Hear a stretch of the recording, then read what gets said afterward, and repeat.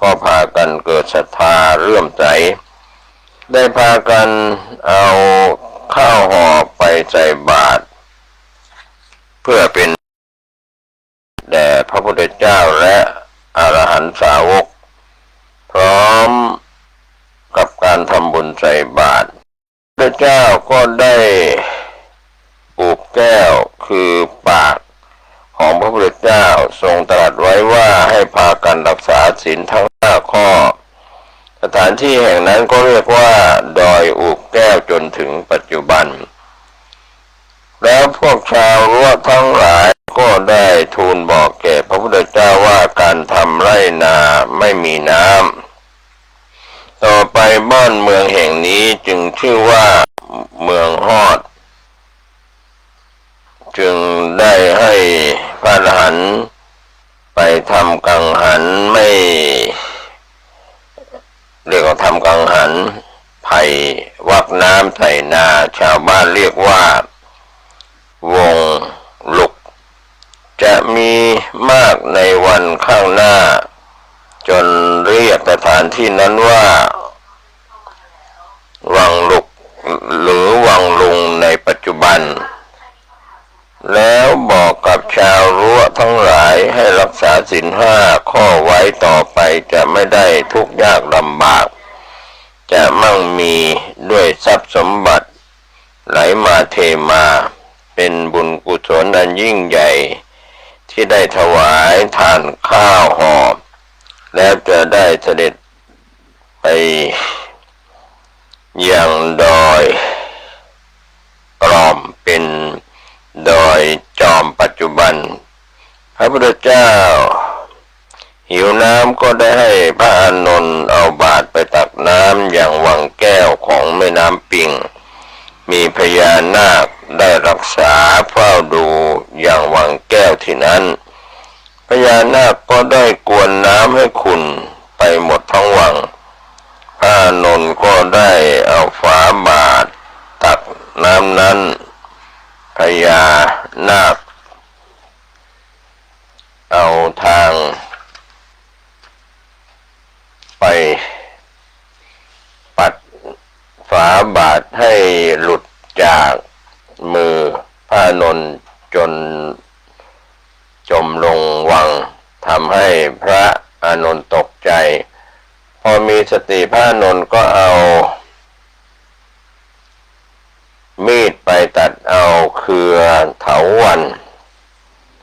เอามาสานเป็นตาข่ายเพื่อเวียนทาเอาฝาบาทนั้นมีดของพระอานนท์ก็หลุดร่อนออกจากด้ามพระอานนท์ก็เก็บมีดมาสอดใส่ด้ามเอาด้ามมีดตอกกับก้อนหินเป็นรอยลึกเข้าไปในก้อนหินนั้นกว้าง6 นิ้วฟุตลึก6 นิ้วฟุตได้รักษาไว้อยู่ข้างวิหารด้านใต้แห่งวัดพระพุทธบาทแก้วข้าวจนถึงทุกวันนี้อันตาข่ายเครือเขาเครือเถาวัลย์พระอานนท์ก็ได้เอาทิ้งไว้บนฝั่งน้ำปิงมนุษย์ทั้งหลายเห็นก็ได้นำไปเรียนแบบในทางหากินเป็นแหจิบจำมองมาจนถึงทุกวันนี้กระทั่งพระพุทธเจ้าร่วงรู้ด้วยญาณทิพย์ว่าจะได้ไปโปรดพญานาคยังวังแก้วของแม่น้ำปิงได้เสด็จตามหาพระอานนท์พระอรหันตาก็ได้ติดตามไปด้วยพระอรหันตาได้พับตีนผ้าสบงให้พระอานนท์เห็นปริศนาพระอานนท์คิดได้ว่าการทำตาข่ายจะต้องมีถุงจึงจะได้ของเข้าไปติดที่ถุงนั้นฉะนั้นผ้าสบงจีวรของพระภิกษุสงฆ์สามเณรจึงมีรอยพับมาจนถึงทุกวันนี้อัน ว่าพระพุทธเจ้าก็ทรงโปรดแก่พญานาคพญานาคก็อ่อนลงหมดแรงดิ้นรนพญานาคยอมแพ้ก็ได้นำน้ำสะอาดบริสุทธิ์มาถวายทานแด่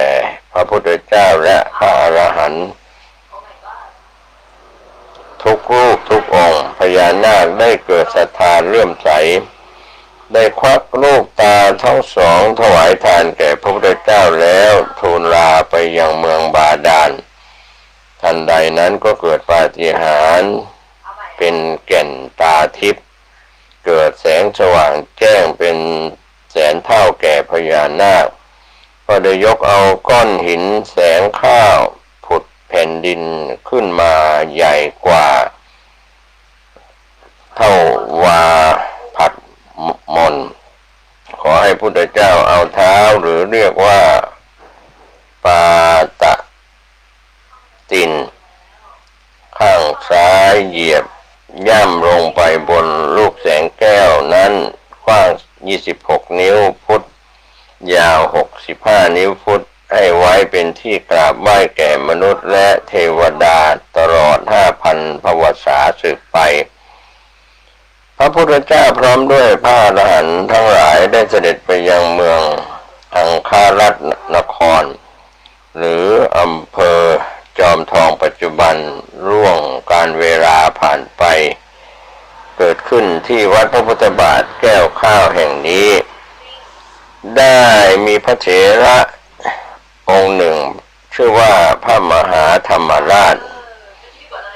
ตรงกับพ.ศ. พุทธศักราช 1000 พระธรรมราชได้มาอยู่จำศีลภาวนา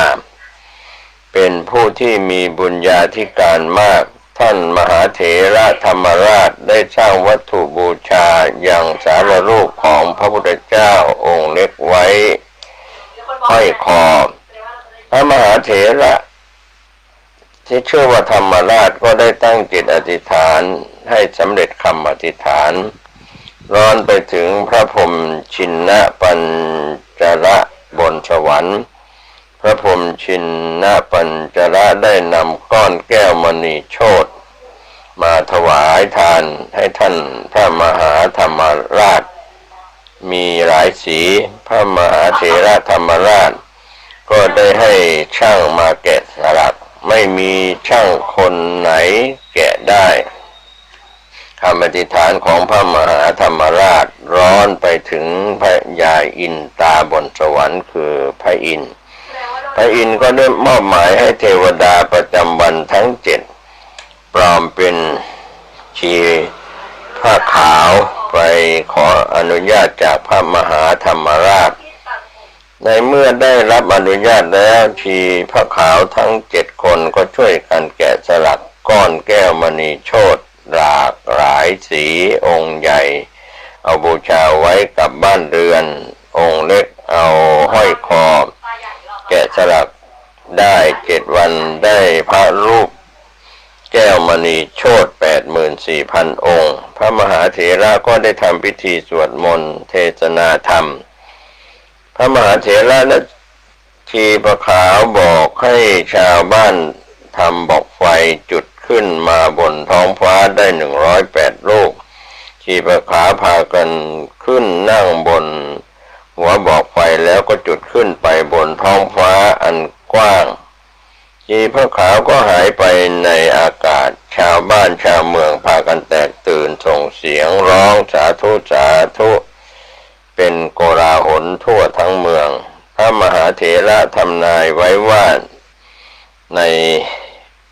ข้างหน้าต่อไปจะได้เป็นมหานครมีนามว่าพิสดารนครอยู่ต่อมาจนถึงปีพุทธศักราช 1200 ก็มีเจ้าแม่จามเทวีมาสร้างเมืองใหม่ให้นามว่าพิสดารนครตามที่พระมหาเถระได้ทำนายไว้แล้วพระมหาเถระนำเอาพระแก้วมณีโชติ 84,000 องค์บรรจุในไห56 ไหขุดฝังดินลึก7 ศอกให้พญานาคมีนามว่าพญาศรีเสนเป็นผู้ดูแลรักษามาจนถึงสมัยสมเด็จโตพรหมรัง สีได้ออกเดินธุดงค์มาถึงวัดพระพุทธบาทแก้วข้าวหลวงปู่สมเด็จโตพรหมรังสีเอาแก้วมณีโชติไป5 ไหและได้ไปเก็บไว้บนเพดานอุโบสถวัดระฆังที่กรุงเทพอยู่ต่อมาจนถึงปีพุทธศักราช 1200 ก็มีข้าศึกพม่ายกทัพทหารมาล้อมเมืองพิสดารนครช่วยกันขุดรอยพระพุทธบาทเพื่อยกไปเมืองตองอูของพม่าเจ้าแม่จามเทวีรู้ข่าวก็นำเอาทหารจากนครหฤพุนชัยลำพูนมาสู้รบขับไล่สนามรบคือแพะดินแดงหรือหมู่บ้านแพะดินแดงปัจจุบันจนได้ชัยชนะเจ้าแม่จามเทวีได้นำทหารมาบูรณะซ่อมแซมอย่างรอยพระพุทธบาทและสิ่งปลูกสร้างทั้งหลายได้คืนมาดังเดิมแล้วก็ได้สร้างเจดีย์สูงพระเจ้าโทเป็นอนุสรณ์สถานประกาศชัยชนะในครั้งนั้นอยู่ต่อมาจนถึงปีพุทธศักราช 2452 มีเจ้าแม่ดารารัศมีของราชนครเชียงใหม่มาถวายดอกไม้เงินดอกไม้ทองยังรอยพระพุทธบาทแก้วข้าวตรงกับวันที่ 30 มีนาคมปีพุทธศักราช 2452 เวลาเที่ยงถึง 16 นาฬิกาบ่าย 4 โมงเย็นแล้วเสด็จไปยังบ้านพักรับรองท่าเรืออำเภอดอยเต่าต่อมาในปีพุทธศักราช 2467 ครูบาศรีวิชัยพร้อมด้วยลูกศิษย์ศรัทธาทั้งหลายก็มาบูรณะสร้างวิหารใหญ่ครอบรอยพระพุทธบาทแก้วข้าวตามที่ได้เห็นมาจนถึงทุกวันนี้ต่อมาในปีพุทธศักราช 2468 ครูบาขาวปีพร้อมด้วยลูกศิษย์ศรัทธาผู้ใจบุญทั้งหลายได้ช่วยกันปรับปรุงพื้นที่ในเขตพุทธาวาสให้ราบเปียง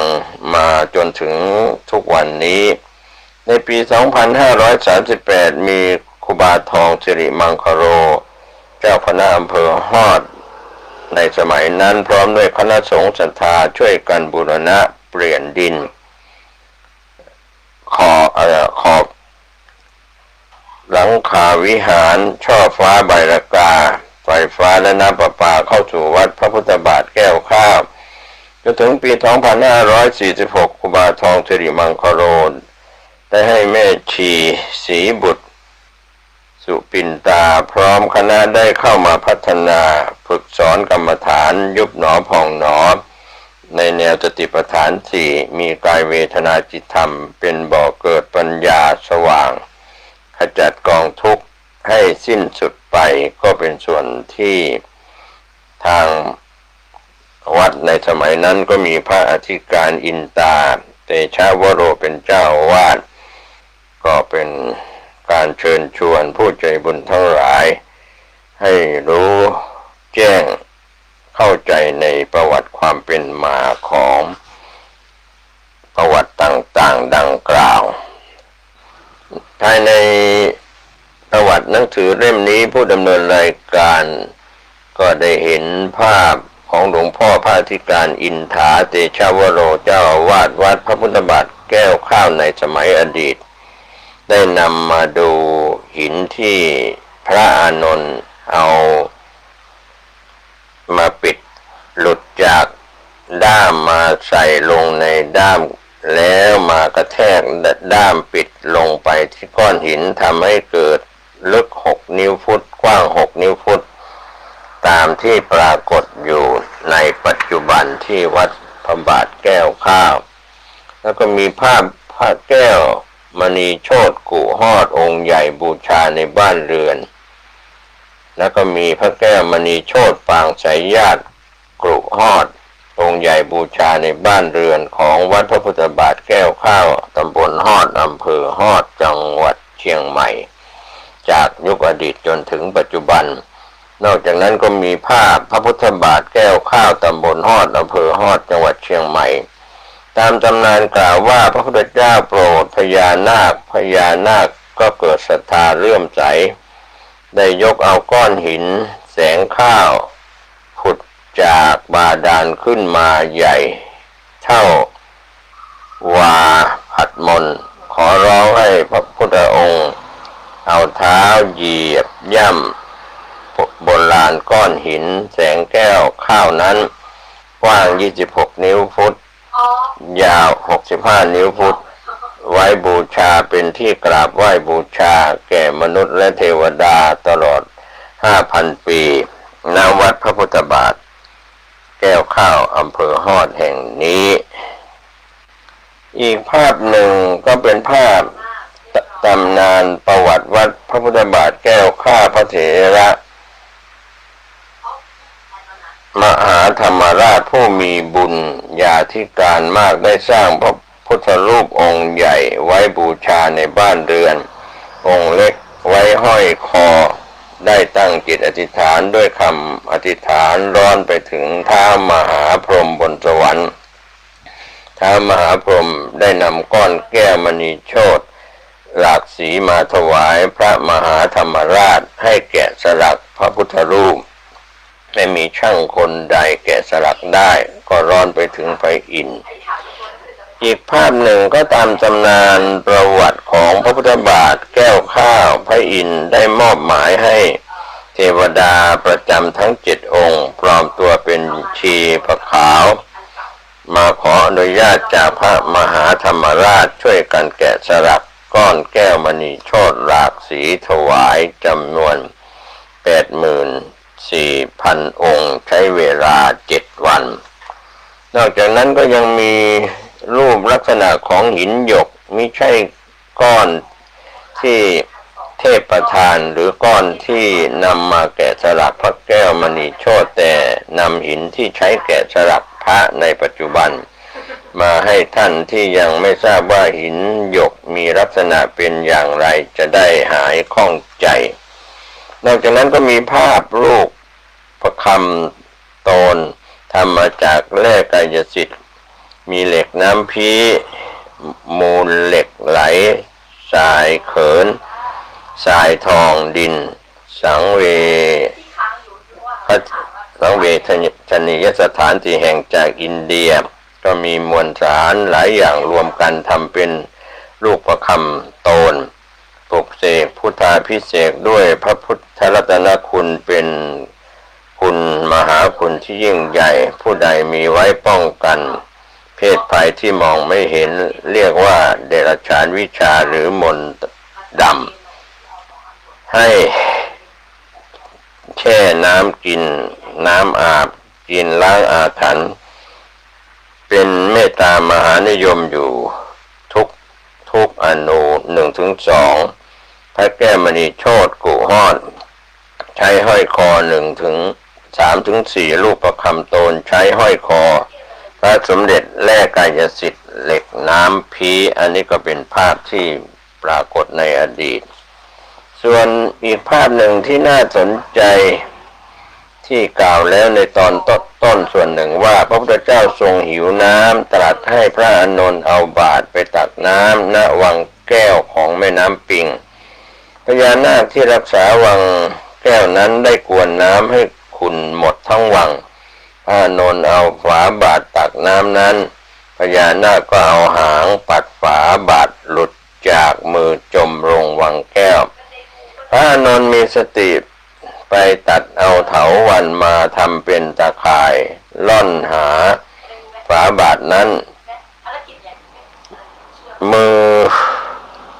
ของพระอานนท์ก็หลุดจากซึ่งเป็นมีดที่ตัดนั้นก็หลุดจากมือจากมีดหลุดจากด้ามพระอานนท์เก็บมีดมาใส่ด้ามนำมากระแทกกับก้อนหินเป็นรอยลึกพระพุทธเจ้ารู้ด้วยญาณทิพย์ว่าจะได้ไปโปรดพญานาคที่วังแก้วของแม่น้ำปิงจึงเสด็จพร้อมด้วยพระอรหันตสาวก พญานาคอ่อนแรงยอมแพ้พระบารมีจึงได้นำน้ำสะอาดบริสุทธิ์มาถวายแด่พระพุทธเจ้าและพระอรหันตุทุกองค์พญานาคเกิดศรัทธาเลื่อมใสได้ควักลูกตาทั้งสองถวายแด่พระพุทธเจ้าแล้วก็ทูลลาไปยังเมืองบาดาลทันใดนั้นเกิดปาฏิหาริย์แก่นตาทิพย์เกิดแสงสว่างแจ้งเป็นแสนเท่าแก่พญานาคและแล้วพญานาคก็ได้ยกเอาก้อนหินแสงข้าวผุดแผ่นดินขึ้นมาใหญ่เท่าวาพัดมนแล้วขอให้พระพุทธองค์ทรงประทับพระบาทข้างซ้ายเหยียบย่ำลงบนก้อนหินแสงแก้วข้าวนั้นกว้าง26นิ้วยาว65นิ้วฟุตให้ไว้เป็นที่กราบไหว้บูชาแก่มนุษย์และเทว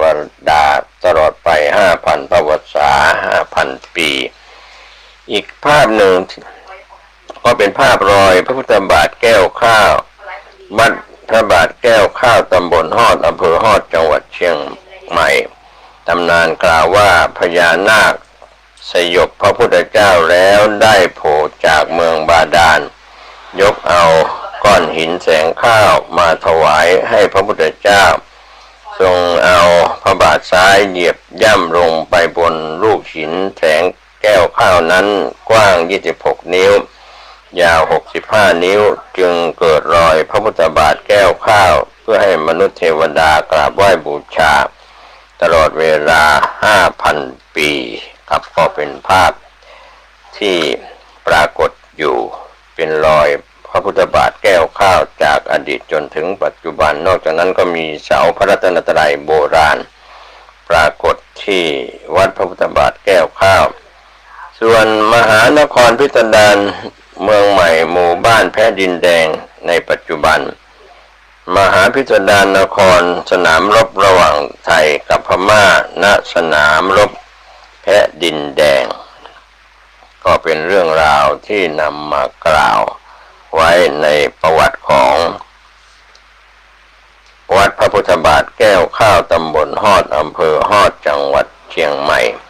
ก็มีเรื่องราวที่โบราณอาจารย์บัณฑิตกล่าวไว้ท่านใช้วิจารณญาณในการรับข้อมูลเรื่องราวเหล่านี้ก็เป็นประวัติที่สำคัญของวัดพระพุทธบาทแก้วข้าวปรากฏพระแก้วมณีโชคกรุฮอดก็เป็นสิ่งที่นำเล่านอกจากนั้นก็มีภาพที่ประทับใจในภาพอีกส่วนหนึ่งว่าพระพุทธเจ้าทรงพยาบาลสงฆ์สาวกของพระพุทธองค์ที่อาพาธทรงประทับนั่งลงเหยียดพระบาททรงอุ้มสาวกที่อาพาธแนบองค์ก็พระองค์ทรงทำหน้าที่ประหนึ่งบิดาทรงเมตตาอาทรสาวกสงฆ์ที่อาพาธเจ็บป่วยหายอาพาธลงเพราะทรงทำหน้าที่พุทธบิดรก็เป็นภาพที่ปรากฏอยู่ที่วัดพระพุทธบาทแก้วข้าวตำบลฮอดอำเภอฮอดจังหวัดเชียงใหม่วันนี้ก็ขอขอบคุณทางวัดพระพุทธบาทแก้วข้าวตำบลฮอดอำเภอฮอดจังหวัดเชียงใหม่ได้มอบหนังสือเอกสารสำคัญก็นำมาเล่าผ่านท่านผู้ฟังแบ่งกันคิดแบ่งกันพิจารณาประวัติศาสตร์เหล่านี้ควรเชื่อถือในเรื่องราวอดีตจนถึงปัจจุบันได้มากน้อยเพียงใดวินยูชนผู้เป็นปราชญ์ย่อมเข้าใจและติดตามศึกษาประวัติศาสตร์ที่สำคัญเกี่ยวกับวัดพระพุทธบาทแก้วข้าวตำบลฮอดอำเภอฮอดจังหวัดเชียงใหม่ความคืบหน้าต่างๆจะได้นำมารายงานสำหรับวันนี้สวัสดีครับสวัสดีครับท่านผู้ฟังที่เคารพสาระธรรมนำเสนอเป็นช่วงของการปฏิบัติธรรมของพระเดชพระคุณพระปัญญาพิสารเถรหลวงพ่อทูลคิปปะปัญโยอดีตเจ้าวาดวัดป่าบ้านขอตำบลเขื่อนน้ำอำเภอบ้านผือจังหวัดอุดรธานีท่านได้ละสังขารไปแล้วแต่ยังทิ้งรอยแห่งธรรมะซึ่งเป็นมรดกธรรม ก็นำเสนอกันไปท่านมีผลงานไปเผยแผ่ทำในต่างแดนต่างประเทศดังนั้นวันนี้จะได้นำเสนอมรดกธรรมของหลวงพ่อทูลขิปะปัญโยท่านลงลายมือของท่านเขียนไว้เป็นมรดกธรรมความชำนาญในการใช้สติปัญญาของเรายังไม่ละเอียดพอควรใช้สติปัญญาพิจารณาคุ้นคิดอยู่ในขั้นตอนสองอย่างให้เกิดความชำนาญเป็นนิสัยข้อแรกพิจารณาวัตถุธาตุภายนอกเรื่องวัตถุธาตุภายนอกที่สมมุติว่าเป็นสมบัติของเราให้ลงสู่อนิจจังทุกขังอนัตตาว่าไม่มีสมบัติส่วนใดเป็นของตัวเองที่แน่นอนและก็ตายตัวทุกอย่างจะต้องพลัดพรากจากตัวเราไปเพราะทุกอย่างเป็นเพียงวัตถุธาตุอาศัยประจำชีวิตเป็นสิ่งอำนวยความสุขในขณะที่เรามีชีวิตอยู่เท่านั้นให้โอปัญญิโกน้อมเข้ามาเปรียบกับธาตุสี่ในตัวของเราพิจารณาให้รู้เห็นเป็นในลักษณะอย่างเดียวกันแม้ธาตุสี่ที่เราอาศัยอยู่ก็จะเป็นเช่นเดียวกันสองพิจารณาธาตุสี่แต่ละธาตุให้ลงสู่ความสกปรกโสโครกทั้งหมดให้เปรียบเทียบกับคนอื่นสัตว์อื่นทั่วไปทั้งที่มีชีวิตอยู่และตายไปก็ให้พิจารณาในความสกปรกอยู่ในสภาพเดียวกันเฉพาะธาตุดินธาตุน้ำให้พิจารณาลงสู่ความสกปรกเป็นพิเศษเพราะใจเราจะมีความหลงในธาตุตัวเองว่าเป็นตัวตนของเรามากที่สุดพิจารณาจนเกิดความสลดสังเวชจนใจยอมรับว่าธาตุสี่นี้เป็นอย่างนี้จริงไม่มีธาตุส่วนใดเป็นตัวตนได้ตามที่เข้าใจกันส่วนข้อที่สามการพิจารณาในหมวดนามก็คืออาการของจิตเวทนาสัญญาสังขารวิญญาณให้เป็นไปตามอนิจจังไม่เที่ยงทุกขังทนอยู่ไม่ได้อนัตตาบังคับบัญชาไม่ได้ข้อนี้พิจารณารู้เห็นได้ยากเพราะสติปัญญาเรายังไม่ละเอียดพออุบายการปฏิบัติธรรมต้องฝึกใจให้เหมือนกับนักโทษที่หนีออกจากคุกได้แล้วไม่ยินดีที่จะกลับเข้ามาในคุกอีก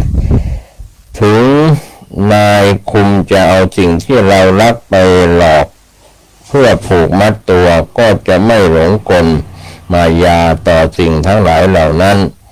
จะหลีกหนีให้พ้นไปด้วยวิธีใดต้องใช้สติปัญญา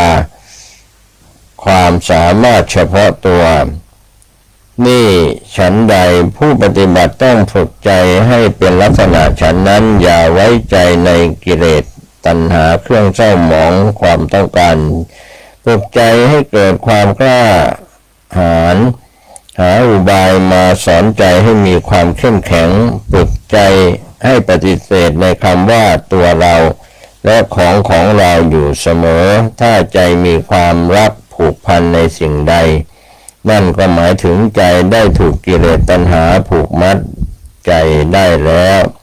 ผู้ปฏิบัติอย่าประมาทฝึกสติปัญญามาเป็นคู่อยู่กับใจตลอดเวลาจึงจะหาช่องทางออกจากวัฏสงสารนี้ได้หลวงพ่อทูลให้อุบาย0 KPY เดือน17ขออภัยวันที่17เดือน6ปี2000นะครับก็เป็นข้อมูลที่เป็นลายลงเป็นลายเขียนด้วยตัวหนังสือของพระอาจารย์ทูลอุบายตัวอย่างในการฝึกปัญญาหนึ่งคิดเรื่องความอยากคิดเรื่องที่ไม่อยากสองคิดเรื่องที่ยินดีคิดเรื่องไม่ยินดีสามคิดเรื่องของเราคิดเรื่องไม่มีของเราสี่จิตคิดเรื่องความสุข คิดเรื่องความทุกข์ห้าคิดเรื่องที่จะได้คิดเรื่องที่จะเสียหกคิดเรื่องความรักคิดเรื่องความชังคิดเรื่องความดีใจคิดเรื่องความเสียใจ8คิดเรื่องอยู่ร่วมกันคิดเรื่องพลัดพรากจากกัน9คิดเรื่องความดีใจคิดเรื่องความเสียใจ10คิดเรื่องรวยคิดเรื่องจน11คิดเรื่องถูกคิดเรื่องผิด12คิดเรื่องดีคิดเรื่องชั่ว13คิดเรื่องเที่ยงคิดเรื่องไม่เที่ยง14คิดเรื่องอัตตามีตัวตนคิดเรื่องอนัตตาไม่มีตัวตน15คิดเรื่องเกิดคิดเรื่องตาย16คิดเรื่องเกิดในชาตินี้คิดเรื่องเกิดในชาติหน้า17คิดเรื่องบุญคิดเรื่องบาปอุบายตัวอย่างในการฝึกปัญญาต้องพิจารณาให้เป็นเหตุและพิจารณาผลที่เกิดตามมาอย่าคิดเพียงเหตุอย่างเดียวและอย่าคิดเพียงผลอย่างเดียวคิดพิจารณาเหตุไปหาผลคิดพิจารณาผลด้วยมาหาเหตุให้คิดพิจารณาบ่อยๆใจก็จะค่อยรู้เห็นตามความคิดนี้ต่อไปอันนี้ก็เป็นอุบายตัวอย่างในการฝึกปัญญาก่อนเล่าข้าวหมาก่อนแล้วก่อนเล่าข้าวหมาฟังได้เจ้าคุณพ่อศรัทธาเขาว่าเล่าข้าวหมาคนเฮาแม่นบอก็เป็นสำเนียงภาษาอีสานนะครับข้อเขียนรายละเอียดมีมากนะครับขออนุญาตข้ามไปเตือนการอยู่ใต้อำนาจคนพาลไม่ดีทั้งนั้นการอยู่ใต้อำนาจคนพาลไม่ดีทั้งนั้นอย่าเอาคนตาบอดหูหนวกเป็นผู้นำไม่มีสัตว์ประเภทใดมีอำนาจเหนือราชสีห์ปัญญาธรรมต้องจุดไฟกำจัดความมืดเสียเองสนิมเกิดจากเหล็กกิเลสก็เกิดจากใจดอกไม้ถึงจะหอมเพลงหลุมมูดแล้วหมดคุณค่าหมายถึงหลงหลุมมูดแล้วก็หมดคุณค่าเครื่องทรงพระราชาราชการขึ้นอยู่กับคนใส่อาหารถึงจะมีรสดีมองเห็นเพียงตาไม่สำเร็จประโยชน์คนตาบอดถึงจะจับวัตถุในกำมือก็ไม่รู้จักเป็นอะไรน้ำสกปรกก็ได้กลั่นกรองแล้วมีประโยชน์มากดอกไม้ถึงจะสดสวยไม่มีกลิ่นมีจำนวนมากปัญญาสามารถฝึกสัตว์เดรัจฉานได้อันนี้ก็เป็นการอยู่ใต้อำนาจคนพาลไม่ดีทั้งนั้นการขับรถไม่มีเบรกย่อมมีอันตรายการขับรถไม่มีเบรกย่อมมีอันตรายอวัยวะมีสำหรับจิตใจต่ำเข้าไปมั่วสุมเครื่องบินเกิดจากความคิดของคนการทำทางต้องมีหลายขั้นตอนจนถึงลาดยางบ้านอาคารอุปกรณ์ก็คนทำขึ้นเองและใช้เองทำงานมากกว่าพักเสร็จแล้วพักทีเดียวนายช่างต้องมีเครื่องมือคำนวณให้ถูกกับจุดไม้ทั้งท่อนถ้าไม่แปรรูปก็ทำบ้านไม่ได้ไม้ไผ่ถ้าไม่จักสานก็เป็นตะกร้าไม่ได้ทำนาต้องรู้จักพันธุ์ข้าวสถานีฤดูรักษาและทำให้ทันกับฤดูกาลฤดูคือชีวิตทำสวนต้องรู้จักพืชผลสถานที่รักษาผลไม้จะออกมาจากต้นไม้เองผลไม้ดิบสุกมีรสต่างกันอันนี้ก็เป็นการขับรถไม่มีเบรกย่อมมีอันตรายทุกคนย่อมมีภาพยนตร์ติดตัวฉายตลอดวันคืนทุกคนย่อมมีภาพยนตร์ติดตัวฉายตลอดวันคืนทุกคนต้องมีกระจกเงาประจำตัวทั้งนั้นทุกคนย่อมมีกล้องส่องด้วยกันทั้งนั้น ทุกคนย่อมมีแม้หลักประจำตัวทุกคนย่อมมีเข็มทิศประจำตัวด้วยกันทุกคนย่อมมีเสน่ห์ด้วยกันแต่มากน้อยต่างกันเครื่องนุ่งห่มสามารถบังคับนิสัยคนได้กายสกปรกนุ่งห่มผ้าไม่เลือกนั่งนอนไม่เลือกใจสกปรกย่อมทำในสิ่งสกปรกได้ทุกอย่างกายเกิดมาจากธาตุทั้งตั้งอยู่เพราะธาตุตายเป็นเหตุเรียกว่าตายก็เป็นเหตุเป็นธาตุใจอยู่ที่ไหนอารมณ์ของใจก็อยู่ในที่เดียวกัน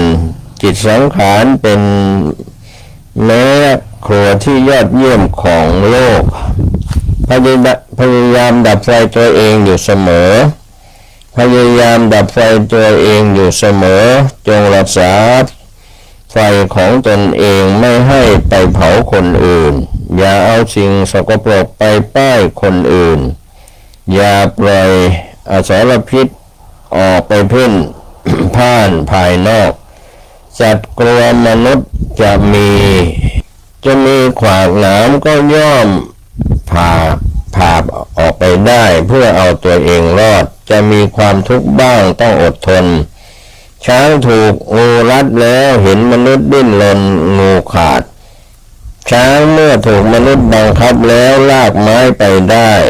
ตามธรรมดาแล้วช้างจะไม่ลากไม้เลยวัวควายช้างม้าถ้าถูกความกลัวต้องเอาตัวรอดวัวควายถ้ากลัวแล้วต้องดิ้นจนเชือกขาดหนีไปคนร้ายกลัวตำรวจคนหนีโทษต้องวิ่งคนกลัวช้างเสืองูจระเข้ย่อมหนีตายถ้ากลัวในสิ่งใดตั้งใจจะหนีให้พ้นในสิ่งนั้นๆและตั้งใจเพื่อหนีภัยจริงๆถึงมีป่าน้ำไฟก็ตัดสินใจย่อมผ่าจะมีความทุกข์บ้างก็ยอมข้อสำคัญคือให้ชีวิตหลุดพ้นภัยไปได้ก็เป็นความพยายามดับไฟตัวเองอยู่เสมอขึ้นชื่อว่าของปลอมแล้วไม่ดีทั้งนั้นขึ้นชื่อว่าของปลอมแล้วไม่ดีทั้งนั้นขึ้นชื่อว่าบอดแล้วทำอะไรไม่ถูกกับจุดที่ป่าย่อมมีสัตว์ร้ายอยู่อาศัยถากถางปัดกวาดบ่อยๆสัตว์ร้ายก็หนีเองกบปลาย่อมตายเพราะเหยื่อสัตว์ติดข่ายนายพรานก็เพราะขาดความระวังการไปในที่มืดย่อมได้รับภัยนานาชนิดการไปไม่มีจุดย่อมทำให้หลงเส้นทางการไปไม่สังเกตย่อมหมุนเวียนสันนิบาตปลอมตัวสืบหาแก๊งโจรตำรวจค้นหาของผิดกฎหมายในที่ปิดบังตำรวจผู้น้อยก็ทำให้โจรกลัวได้หัวข้อขึ้นชื่อว่าของปลอมแล้วไม่ดีทั้งนั้นส่วนนอนหลับไม่เห็นภัยใจหลับไม่รู้ตื่นนอนหลับไม่เห็นภัยใจหลับไม่รู้ตื่นเกิดตายเพราะความอยากเกิดแล้วดับเกิดตายในโลกเก่าเราจะเอาอะไรไปเดินทางในที่มืดจะตามโลกไปถึงไหนไม่มีใครเป็นใหญ่ในโลก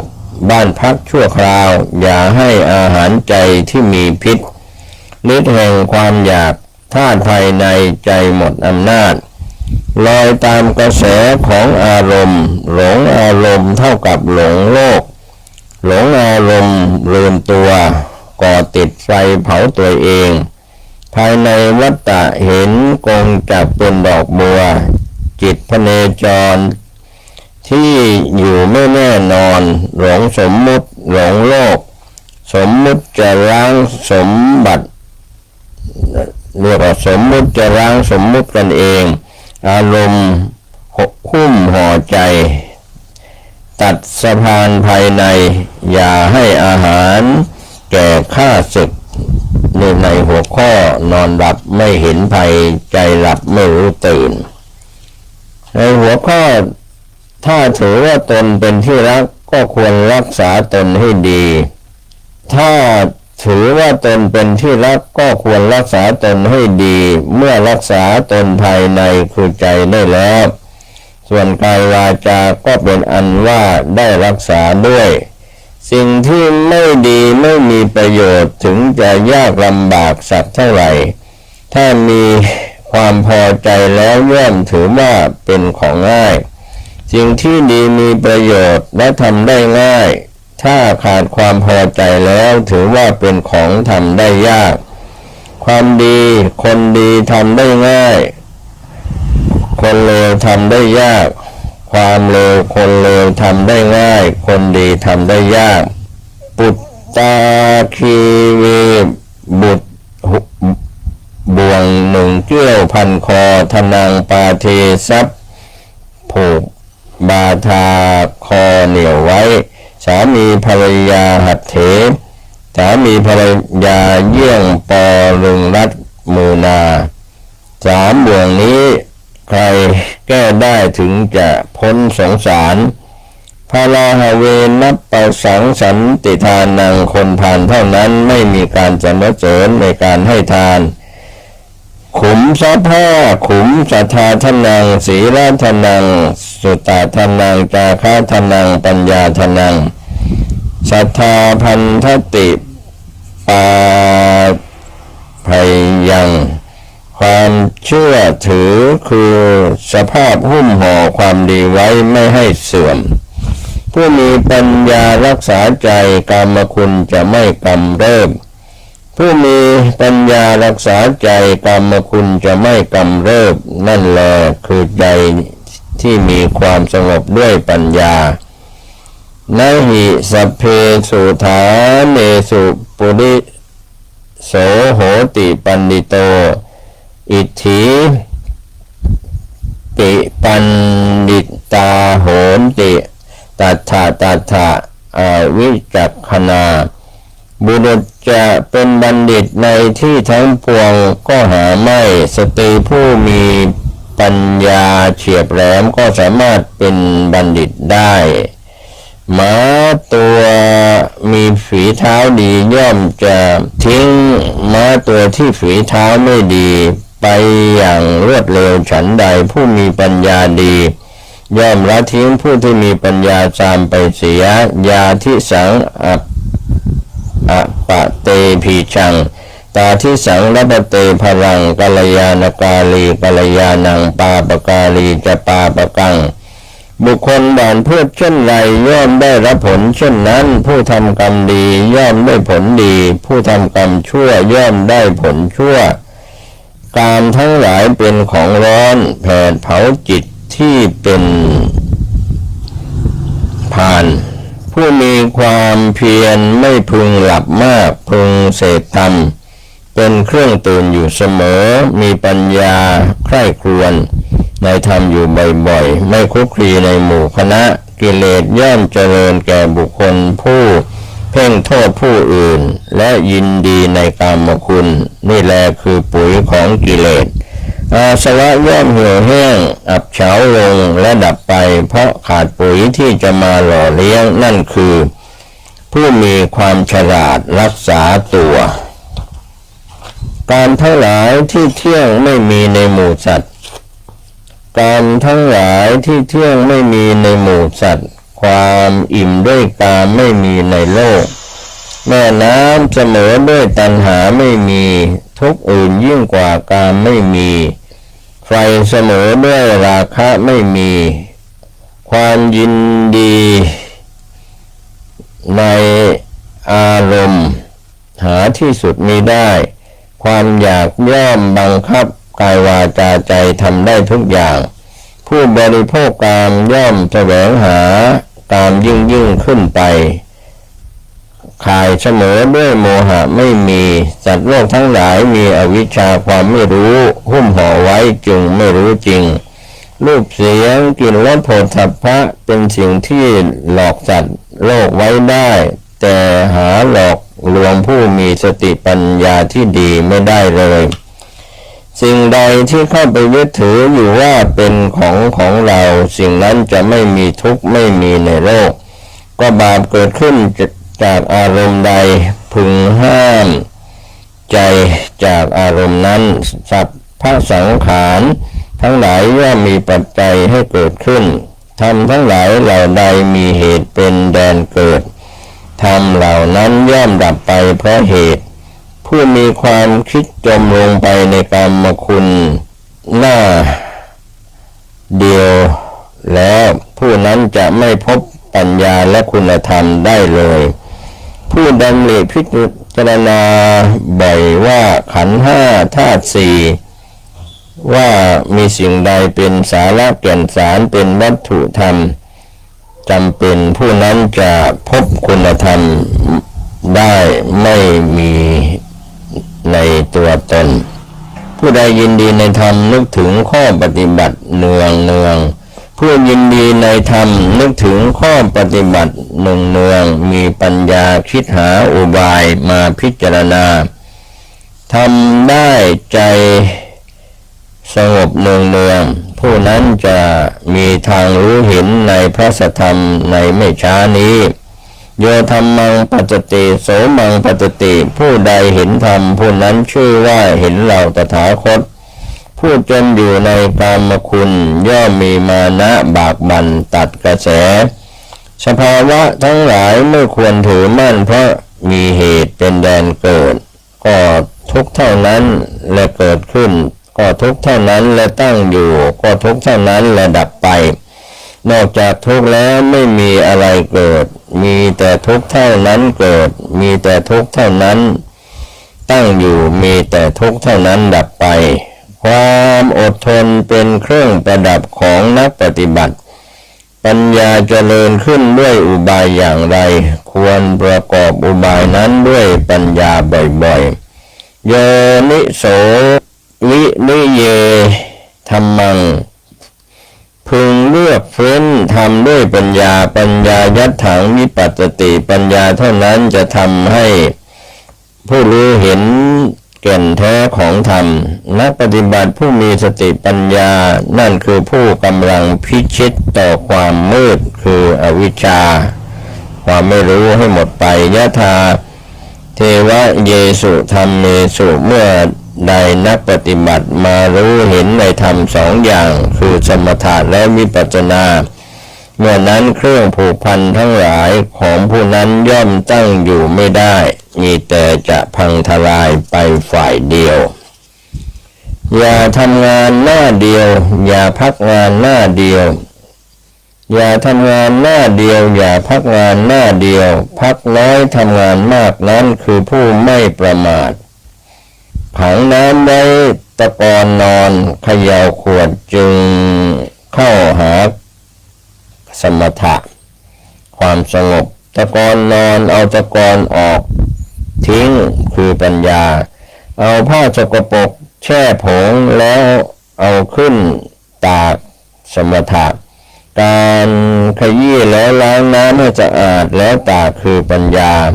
ผ้ามีหลายชนิดหลายสีเนื้อผ้าราคาก็ต่างกันหลงเครื่องประดับนุ่งห่ม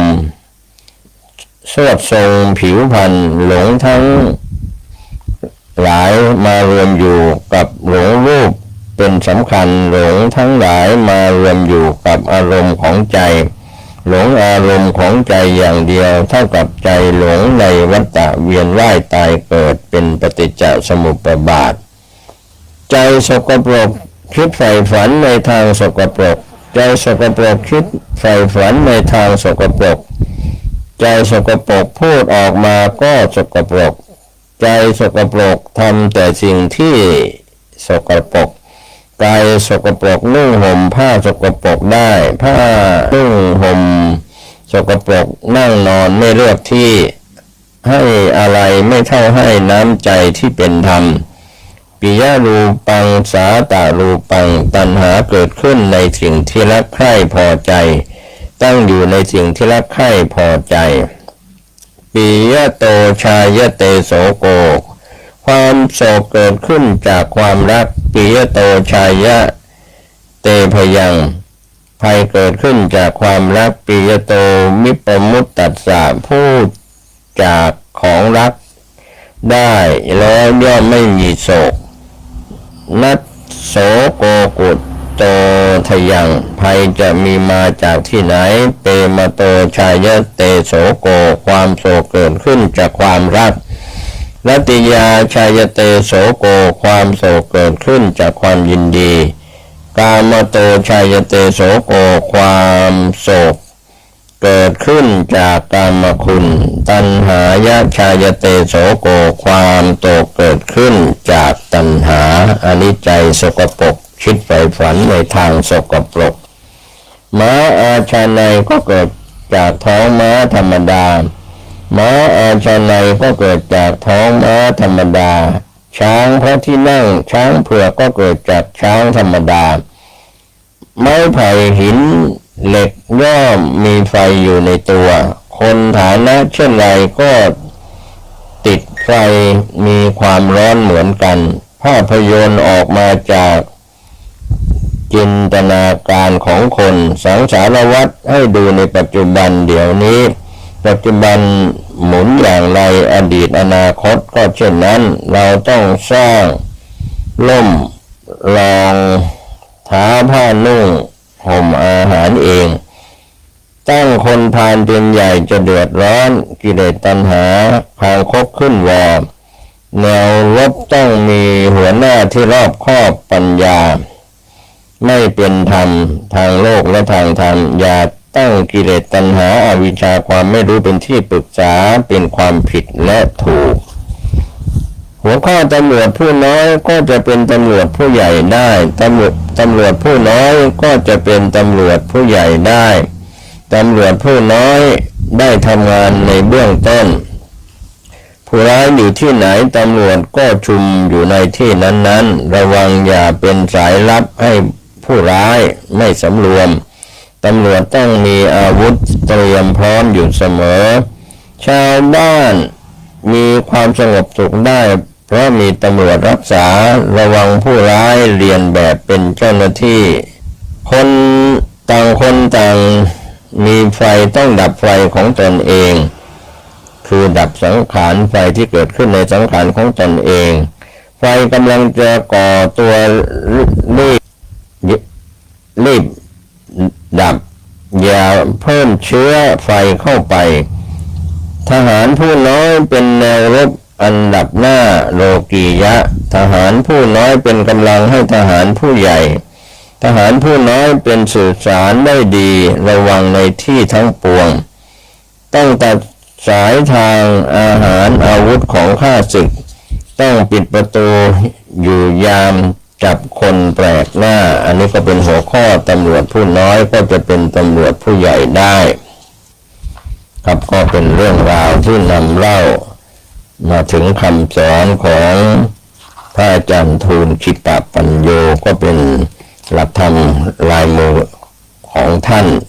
พระเดชพระคุณพระปัญญาพิจารณเถรหลวงพ่อทูลขิปปัญโยอดีตเจ้าวาดวัดป่าบ้านคอบตำบลเขือน้ำอำเภอบ้านผือจังหวัดอุดรธานีเป็นสารธรรมนำสู่การประพฤติปฏิบัติได้บรรลุมรรคผลนิพพานทุกโลกทุกนามวันนี้และวันหน้าโดยทั่วหน้ากันสวัสดีครับสวัสดีครับท่านผู้ฟังที่เคารพวันนี้ผมกาเศษเพชรสำริดวิทยากรได้รับเอกสารก็เป็นข้อเขียนเรื่องใครฆ่าพระเจ้าตากสินโดยภิกษุณีวรมัยกบิลสิงห์ก็เป็นเรื่องราวที่กล่าวไว้โดยมีคำนำว่าสมเด็จพระเจ้าตากสินมหาราชนั้นทรงเป็นกษัตริย์ที่มีคุณแก่ประเทศชาติเป็นอเนกอนันต์แต่ข้อมูลเกี่ยวกับพระองค์ท่านมีน้อยมากนักวิชาการประวัติศาสตร์เองแม้จะมีความอึดอัดกับข้อมูลทางประวัติศาสตร์ที่กล่าวโทษพระองค์ว่าทรงวิกลจริตก็ดีถูกปลงพระชนก็ดีก็ไม่สามารถที่จะแสดงความคิดเห็นได้อย่างชัดเจนเพราะความเป็นวิชาการนั้นกำหนดว่าต้องใช้หลักฐานใช้เหตุผลด้วยเหตุนี้เรื่องราวของสมเด็จพระเจ้าตากสินมหาราชจึงอยู่ในความคลุมเครือตลอดมาเพราะความจ ำกัดในข้อมูลทางประวัติศาสตร์ในการที่จะใช้เป็นหลักฐานอ้างอิงนั่นเองหลวงแม่ภิกษุณีวรมัยกบิลสิงห์ได้รวบรวมหลักฐานทางประวัติศาสตร์และประสบการณ์ติดต่อกับพระวิญญาณของสมเด็จพระเจ้าตากสินมหาราชเองเป็นความเชื่อส่วนบุคคลนะครับรวมทั้งข้อมูลสถานที่ที่ยังมีปรากฏอยู่ในปัจจุบันก็นำมากล่าวถึงเรื่องใครฆ่าพระเจ้าตากสินเพื่อเป็นการเปิดเผยความจริงที่ชาวไทยผู้มีใจยุติธรรมและมีความกตัญญูต่อพระองค์ท่านใครที่จะทราบความจริงก็ได้พิมพ์เอกสารวางตลาดไปเมื่อปีพุทธศักราช 2516 ปรากฏว่าได้รับการตอบรับจากท่านผู้สนใจอย่างดีและขาดตลาดในเวลาต่อมามีสำนักพิมพ์2เราโดยคุณอโนไทยเขตบรรพตมาติดต่อขอพิมพ์อีกครั้งหนึ่งในปีพุทธศักราช 2535 จากนั้นก็ขาดการติดต่อไปครั้งล่าสุดคุณฉลามเขียวได้เขียนลงในคอลัมน์ชายคาหน้า1ขออภัยชายคาหน้า3ในหนังสือพิมพ์ไทยรัฐวันที่ 4 พฤศจิกายน 2539ทำให้มีผู้ติดตามหาหนังสือกันเป็นจำนวนมากหลายท่านลงทุนติดตามไปถึงที่วัดทรงธรรมกัลยาณีจังหวัดนครปฐมข้าพเจ้าเห็นเป็นโอกาสที่จะนำงานของหลวงแม่ภิกษุณีวรมัยกบิลสิงห์ออกเผยแพร่สู่สายตาของสาธารณชนอีกครั้งหนึ่งหลวงแม่ภิกษุณีวรมัยกบิลสิงห์ได้ใช้คำนำหน้าชื่อว่าแม่สังคณีเพราะเป็นคำที่พระวิญญาณของสมเด็จพระเจ้าตากสินทรงเรียกท่านเช่นนั้น